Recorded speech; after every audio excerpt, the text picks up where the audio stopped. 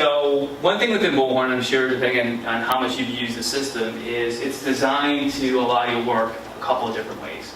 So I can start working from a job list, I can work from a candidate list, however I want to work, it's really going to enable me to do that. So what I'm going to start off by doing is just taking a look at building out a basic search, running a search from within the system, and just starting that from the job record.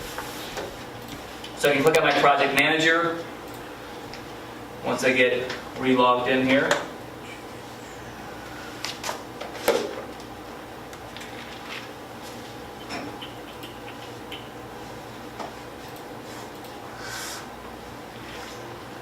and when it comes to searching, is there a particular way that you search within Bullhorn? Do you search up candidates? Do you search up of jobs?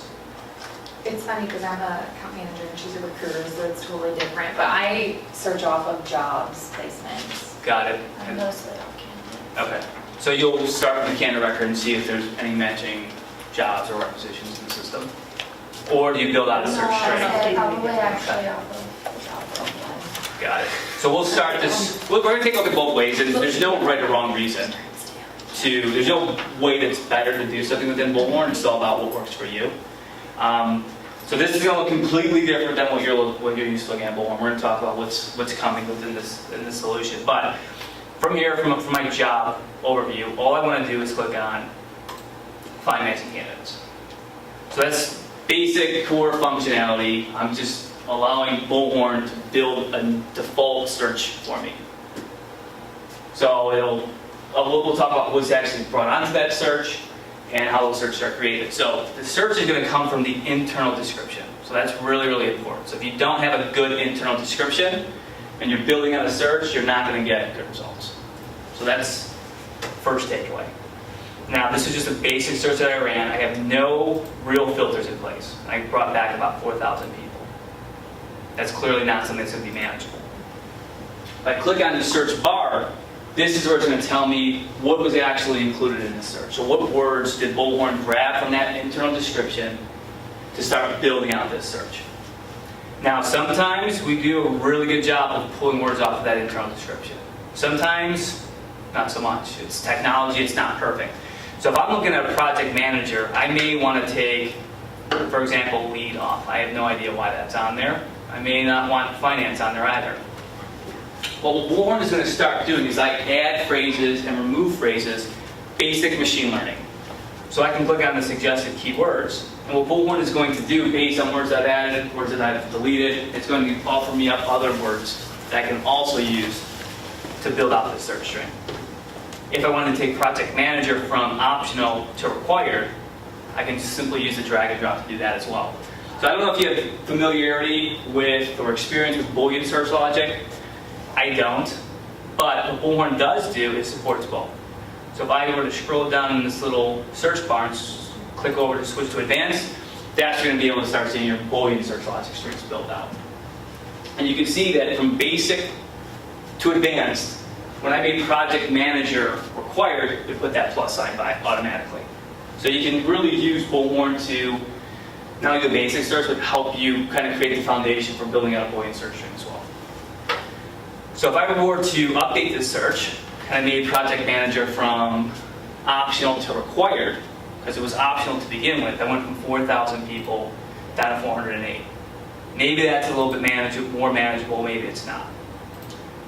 But within Bullhorn, I think the real key when you're building out these searches is the ability to really search on any data set, any piece of criteria that exists within your system.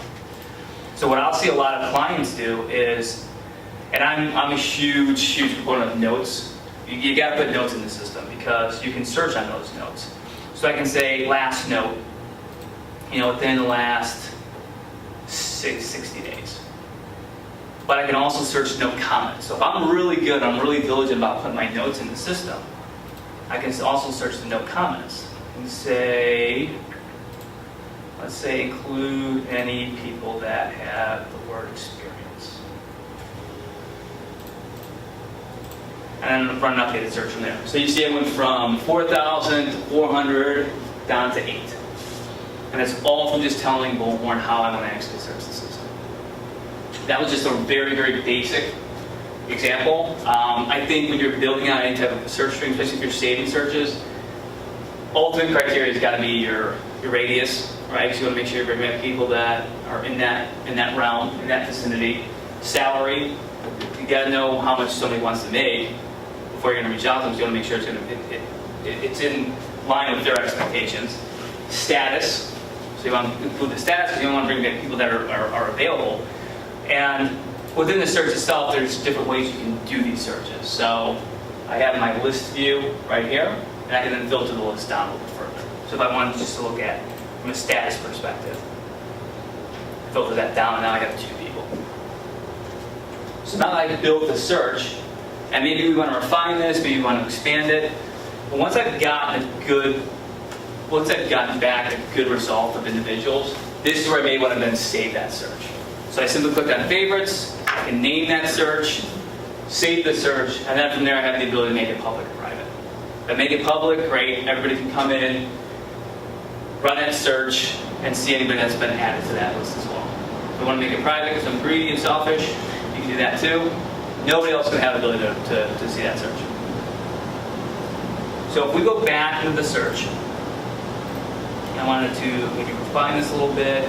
Maybe I don't want the last note, but maybe I want to say desired pay rate, for example, greater than, say, $40. I don't know if anybody's going to come back here. We got one person.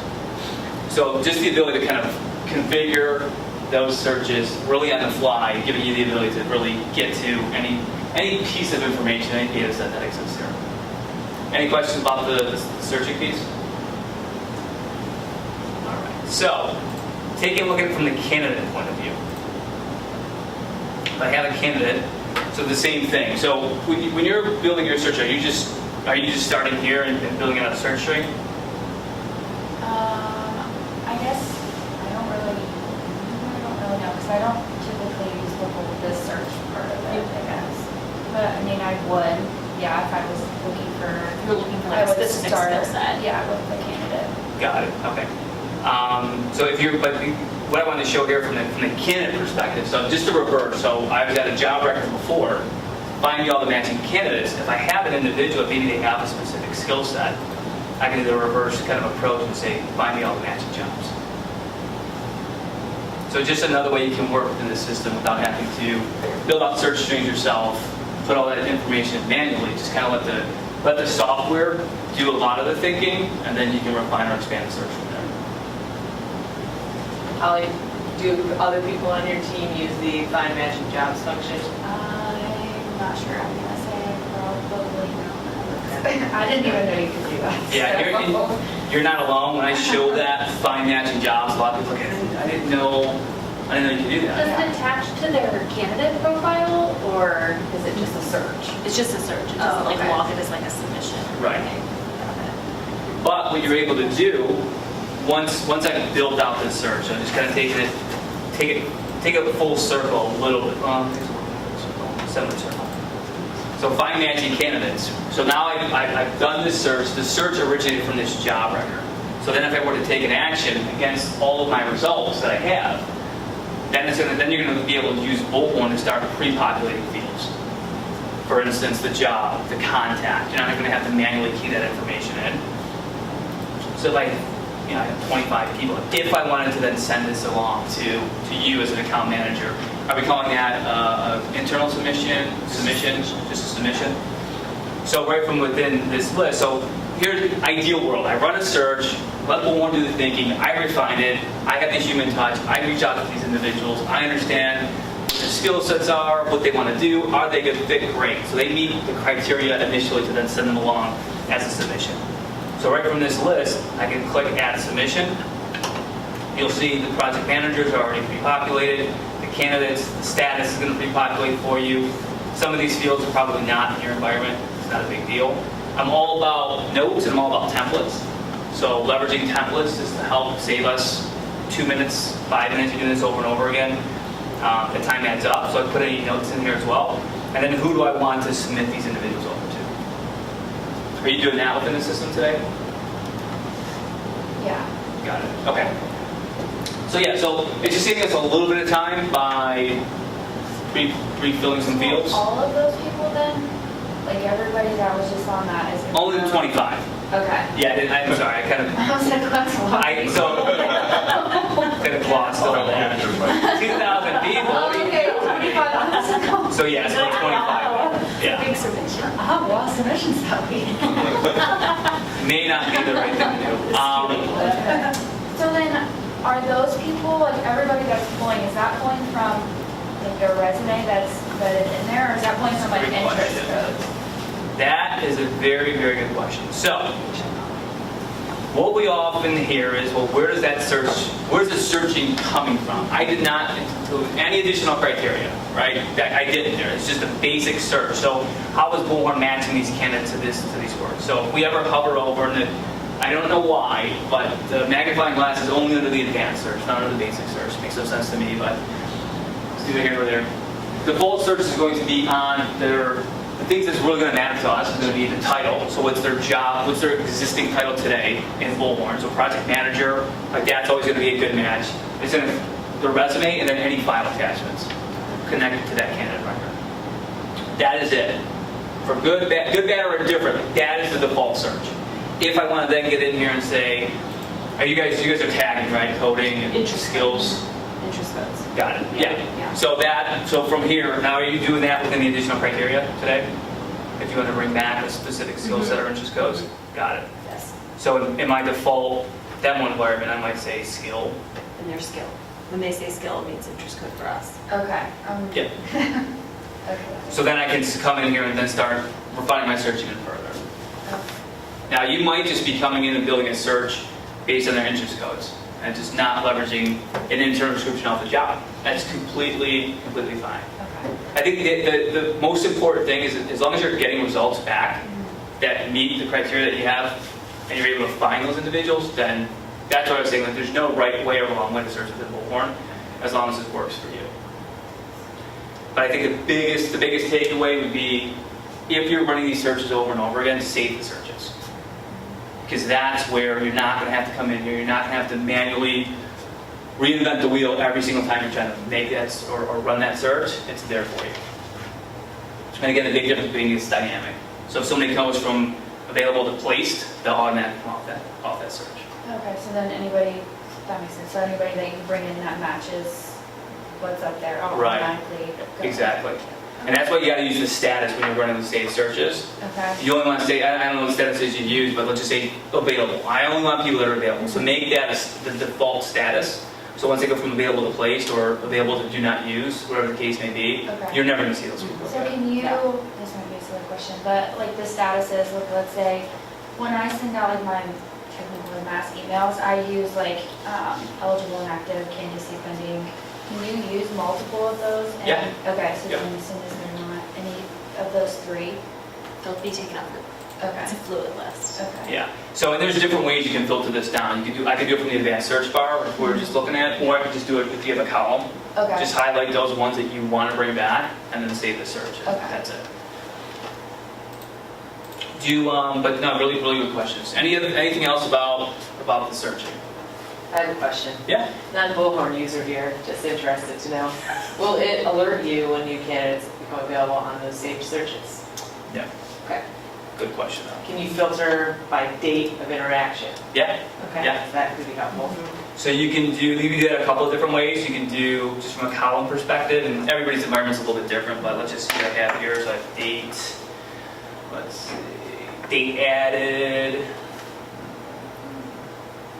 date last modified. But date last note.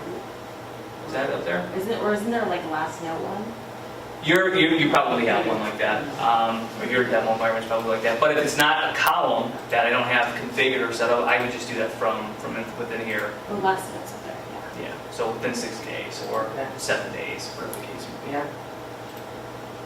So I think whenever you're building out the searches, I really advocate getting into that additional criteria and just seeing what is actually there available that you can actually search on. Like you'd be surprised what actually is in that drop down. Everything from date of graduation to degree to favorite color, pet's name. I'm serious. Like it's pretty expensive. What's actually in that list? So play around with it and see if it's able to get you better results. Do we want to talk about tier sheets? Do we have any questions for this Taylor back there? No questions coming in? No. Good. Yeah. Taylor's back there, she is. Hi. Do we want to talk about tier sheets at all? I don't want to waste time if it's not something that we're using. I mean, I know Lori uses them, but just to add candidates on. Yeah, mine's pretty basic and that I know of, I just put on background checks and. Got it. So just to take away, maybe you want to share with the team when it comes to tier sheets. So if we do use tier sheets again are for people that we've vetted. So those are people that we've talked to, we know they can do A, B, and C, they deserve to be on this tier sheet. So what we might want to do though is that if we're building out a search, a new search, and I want to find fresh talent, I want to find those people that I have not talked to, I have not vetted out. So what we're actually able to do, we can search tier sheets. If you're going to actually ever search a tier sheet, what Bullhorn will do is then pre-populate all the tier sheets that you have the ability to search. So just make it a little bit easier there. But what I would want to do is that I want to exclude all of my tier sheets. So I built this search out. I don't want people that I vet. I want to find that fresh talent I haven't talked to. I'm simply adding additional criteria to tier sheets, and I want to exclude it. So if they're on a tier sheet, I don't even want them to come back. So just another way you're able to search there. I have a tier sheet question. So a group of, let's say, 10 people that have been confirmed are starting with the company on Monday. It's my responsibility to make sure that they all have background checks run. Is there a way that I can run something to check on that open order to see if all of the candidates that have been placed all have backgrounds on a tier sheet? Does that question make sense? It does. Maybe not from a tear sheet. Not Well, mixed. their status, Maybe like- doesn't their status update, is their status live on the tear sheet? I don't know. What I'm doing now is time consuming. I go in, each individual candidate, I check off to the right side if it's been. I know that I'm pushing those background through to a tier sheet, but You don't know. I individually go into each candidate's profile to Yeah. see. So I just don't know if there's a shortcut. I think the shortcut there would be to use a note type. So have a new note action added that says background check complete. We have that. Okay. So then what you could Background check do, cleared. I do get that from Aaron. Aaron sent that to me. Okay. so then what you can do is from a note, again, searching the notes, is say include or exclude. So you're trying to find the people who have not had the background check completed. Yeah. So you would go exclude people that have background check, note type background check initiated or completed or cleared. Okay. That'd be the easiest way to do that. And then again, save that search. Great. So then it's Okay. automatically updating for you. Okay. Thank you. Yeah, absolutely. Doesn't really make 100%. I'm like new, so, but We I'll can always- say, I'll get with you. We can always do it. Yeah, that sounds good. No, great question though. Anything else about searching, sourcing? Questions from the YouTube channel? No. No. You're going down. Anybody else don't know other questions so far? All right. What about dashboards? Do we use dashboards? No? All right. Let's talk about dashboards then. So from the menu, I will have a My Dashboard tab. My Dashboard button. The nice thing about the dashboard, we're going to go high level kind of run through each one of these cards. Right now there's about 50 cards that you can add. The nice thing about the dashboard is it's completely configurable. So my dashboard will be completely different than your dashboard, that's completely different than your dashboard. But not only the dashboard cards themselves configurable, or the dashboard itself rather configurable, and I do that from simply adding cards. And you can see they're kind of broken down from companies to contacts to jobs to leads, opportunities, all the way down to activity. So I can come in here and say, these are the things that are important to me as a recruiter or as an account manager. And again, they're going to be different data points that we're going to look at. So I can set up my dashboard exactly how I want it, how I see fit, but the cards themselves are configurable. So I can come in here and say, I want to see the success rates for myself versus the success rate for the company as a whole, because again, I'm selfish and I only care about how I'm doing. And then from a best practice perspective, what I might want to do is then duplicate somebody else that I'm aspiring to be as good as.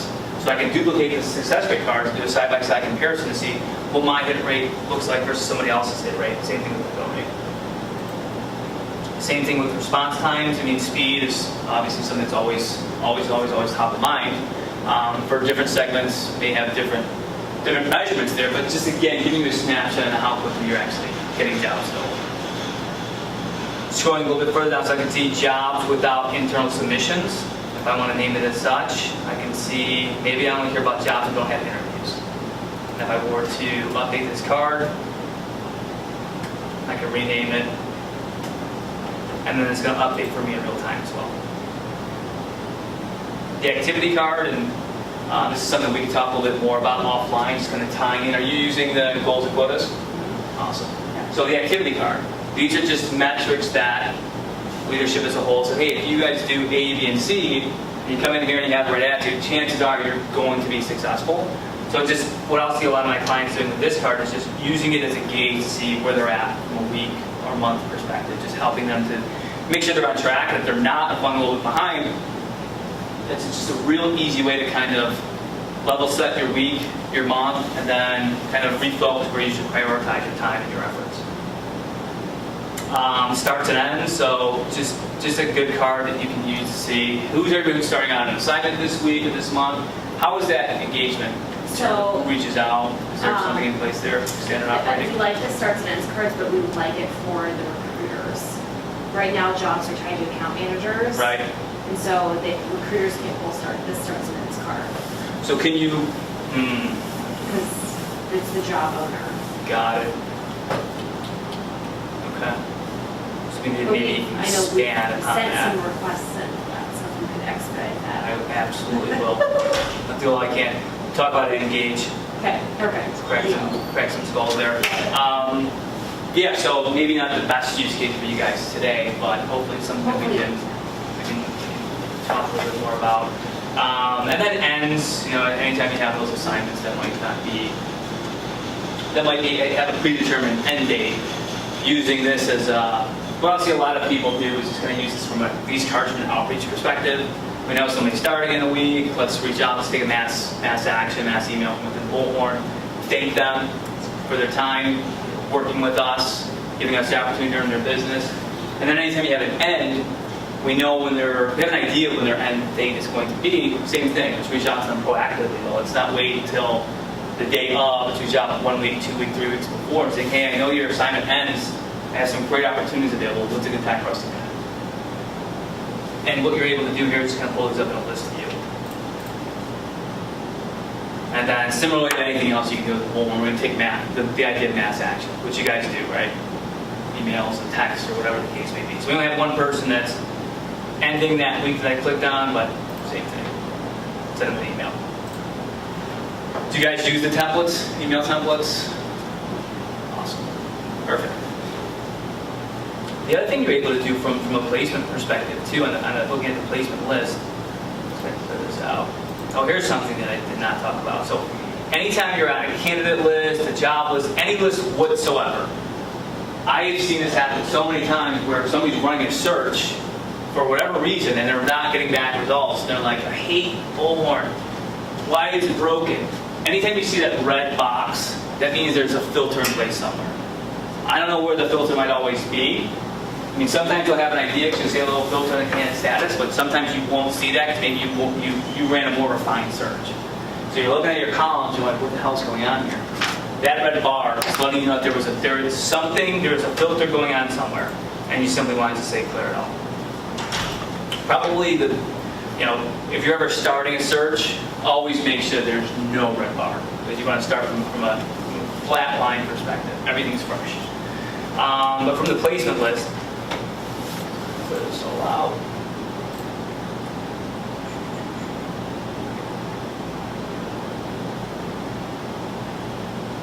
Sorry, this is completely set up. But there is a note column, or what I'm basically looking for. Obviously, your requirement is a little bit different. Is using information that already exists within Bullhorn to then reach out to somebody when there's the 30th day on assignment or the 60th day on assignment. So actually, I think it's going to start. We can talk about Bullhorn for a while. So just from the start date, just the past 30 days or past 60 days. So filter that list down, and then you can use Bullhorn to do a 30-day check-in or a 60-day check-in or something like that. So back to the dashboard. Net Promoter Score is probably more on. Yeah, exactly. But there's about 55 cars right now that You have the ability to add and configure and move around, so just encourage you to just play around with the dashboard, see exactly what works for you. Any questions on the dashboard at all? All right, let's talk about email integration. Are you using the email integration? Is this something that we've seen before, or is this kind of brand new? Well, it's probably brand new for you. Looks like I don't. Yeah. Do you use email integration? No, I don't. Okay. So let's find a good record here. So, from the account manager perspective, so here's an email that I received from, in this make-believe world, a client of mine. And I can click on the Bullhorn widget. And what's going to happen when I click on that widget is I'm actually going to get a snapshot into Bob's record as it exists within Bullhorn. So I don't have to toggle back and forth. I don't have to go from Bullhorn to email, from email to Bullhorn. I can simply get that snapshot right here. And I can see all the open jobs that I'm working on for Bob, and I can see any notes for Bob as well. The other thing it's going to help you do is from a navigation perspective. So if I clicked on Bob's name, what's actually going to happen if I go back into Bullhorn is it will automatically navigate me to that corresponding record. So it's just helping a little bit in terms of saving clicks and saving having to manually type in information. I can, if this is a situation where I want to, he's letting me know he has a new job, a new opening that he wants me to fill or try to fill, I can actually parse this in and say, you know what, I want to bring this email in as a new job order. And simply click on new job. And the same thing will happen. I'm going to be rerouted to Bullhorn, but Bullhorn's going to ask me, all right, what kind of job is this? And then parse in that email as the internal job description. So just saving from a click perspective, but then copying and pasting and having to manually enter information. So if I clicked at this as a temp job, for example, any fields that we can pre-populate for you, we actually will.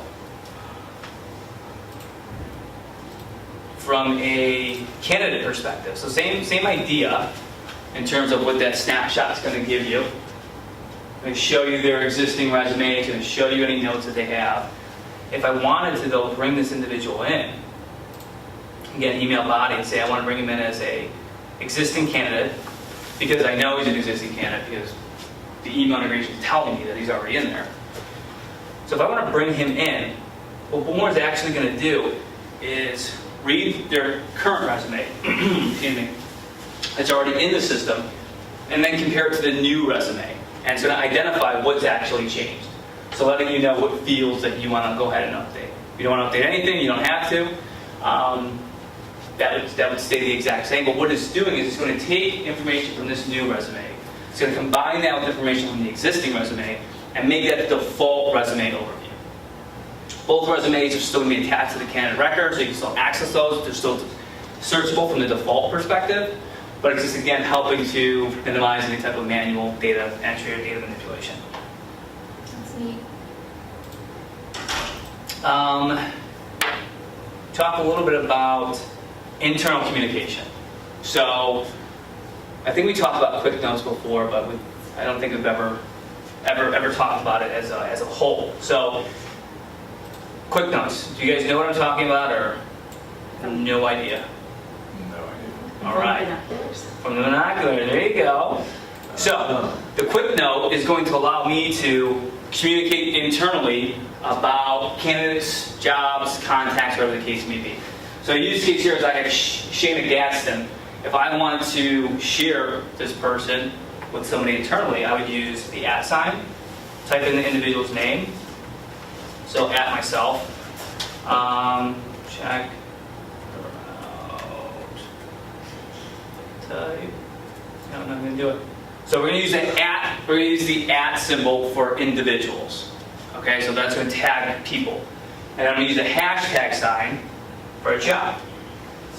So if I wanted to type in the job, say job developer, put the action in, click on add note. So what's going to happen now is if I was the account manager, or on the flip side, I was the recruiter, and I'm sitting at my desk, I get this email, it's going to come through any minute now. So the email is going to contain an embedded link that I can click on, and then be taken to those corresponding records. So obviously the comments are going to be a little bit more extensive. I'm going to share a little bit more knowledge of why I want you to do whatever it is I'm asking you to do.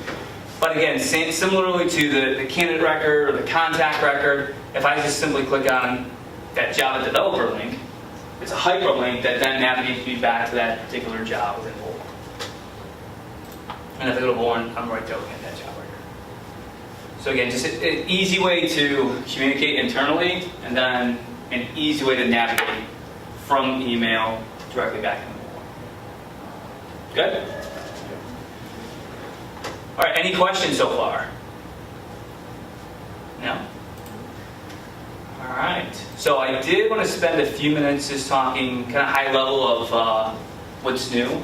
It's always good to talk about what Bullhorn has come out with. These are nothing that I'm trying to sell. These are free features and functions, Becky, so you're not going to hear from me about anything.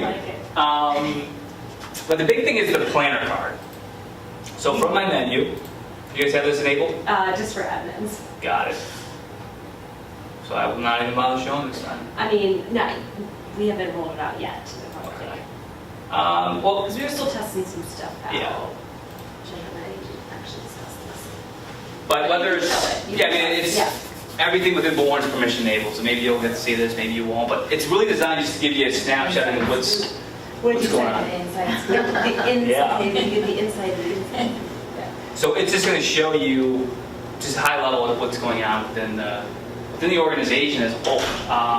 You break down by departments, by users, so you have that configurability. But just letting you know, hey, who's interviewing with who? What's the job? Who's the client? Who's the job? Who's the candidate? Who they're actually interviewing with? Just giving you that snapshot from a high level perspective. Do we ever have a situation where when we're submitting to a client, where we have multiple documents that we need to submit out, like cover letters, resumes, creative work, or is it just very straightforward? Usually we send it through Outlook. You just send it through Outlook? Okay. But is there a situation where we have like 3 or 4 or 5 PDF attachments? Yeah. Okay, so Bullhorn has the ability to merge PDFs together into one nice, neat, easy to open, easy to format attachment. So I will,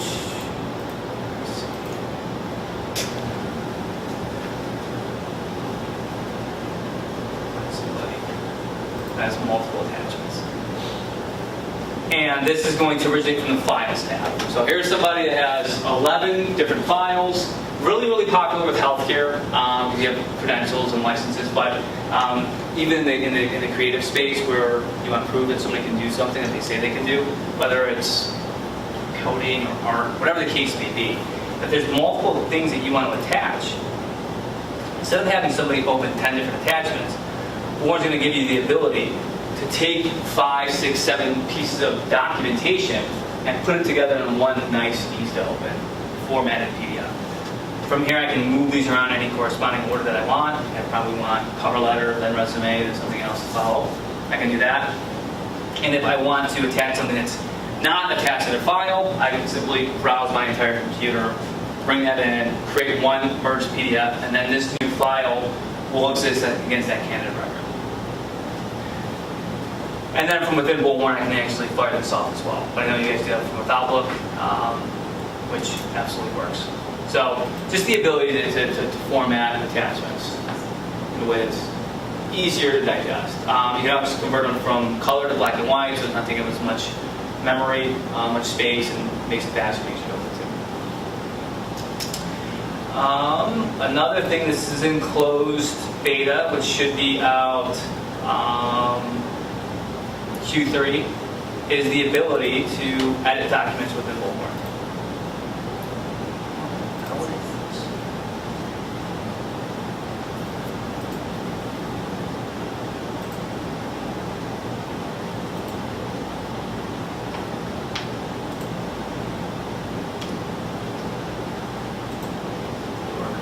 Okay, so I selected the document that I want to edit. I'm going to edit a PDF resume. And the key here is that I'm able to do these editing. I can do formatting, I can put logos on if I have something that's client specific. But I'm able to do this right from within Bullhorn. I don't have to leave my computer, save it as a Word convert it to a Word doc, then make the edits, then save it, and then reattach it. I'm doing all of it without having to do the system.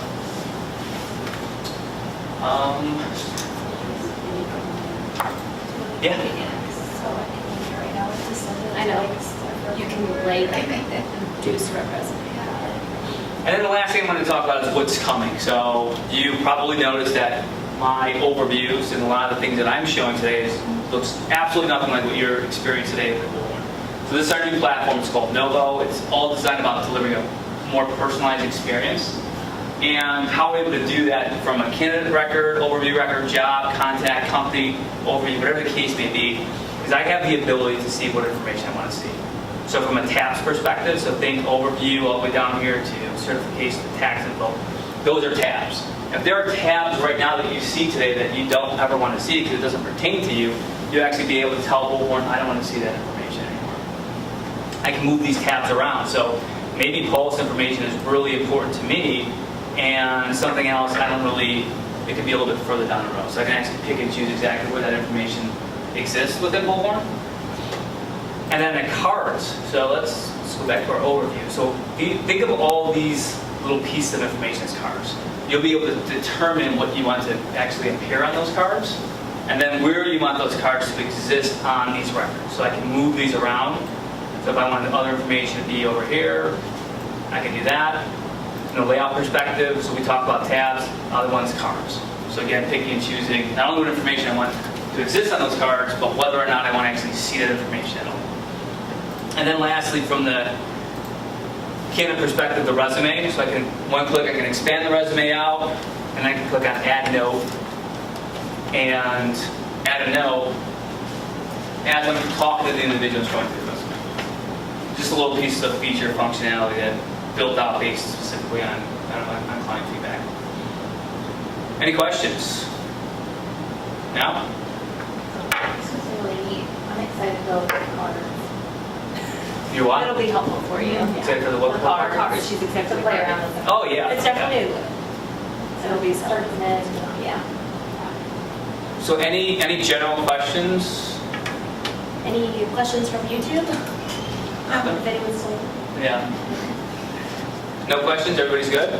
Good. All right, cool. That's it. Thank you. Yeah, no, you're very welcome. Thanks for having me. So many cool things.